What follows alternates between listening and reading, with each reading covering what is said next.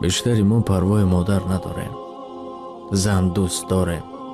خوش آمدگوی زنا هستیم. یگان جا می رویم، اگر 2 روز 3 روز به زنامون زنگ نزنیم زنامون قهر میکنن. زنگ نزنیم زنها قهر میکنن. اگر به مادر 10 روز و 20 روز و 1 ماه زنگ نزنیم چیزی نمیگوید. دایم لب تبسم لب بچم میگه. یگان مادر رو ما ندیدیم که شکایت کند، گوید که بچه من کسل هستم یا چیز دیگر. تا مردن مادر فکری فرزند را میکند، فراموش نسازید. کوشش میکند که 1 ذره شما صرفه نکنید.